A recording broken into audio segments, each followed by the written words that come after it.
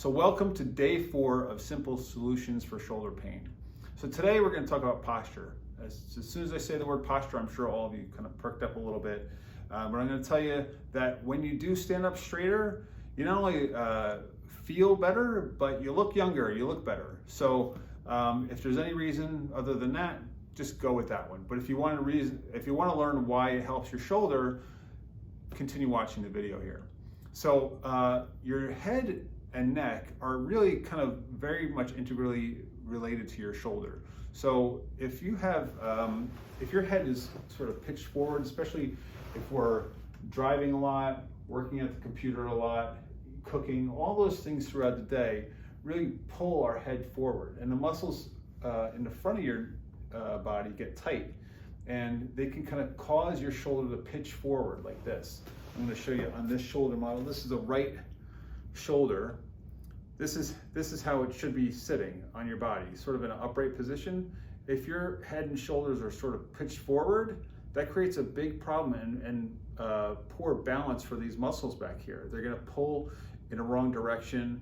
These will get very tight. These will get overstretched and weak, and it's going to cause a problem we call impingement. You may have heard that if you've seen your doctor already or looked up on the internet. Dr. Google maybe has told you that you might have impingement of your shoulder.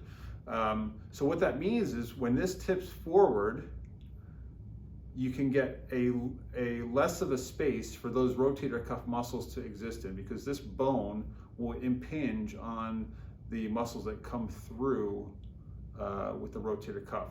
So as you raise your arm up, your arm will impinge the tendons on this piece of bone. So always think about this shoulder model. We want this to be in a more upright position when you're doing anything, sitting or standing, working or playing. This shoulder should not pitch forward, as we tend to sometimes be round shouldered. So keep that in mind. That's a key thing.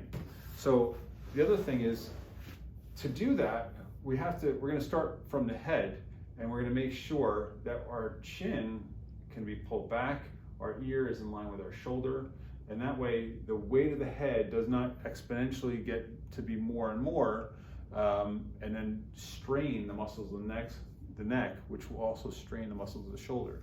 So very simply, if we just start working on some neck retractions, we call these, or cervical retractions, just try and keep your eyes level, your jawline level, and we're just going to give a little push back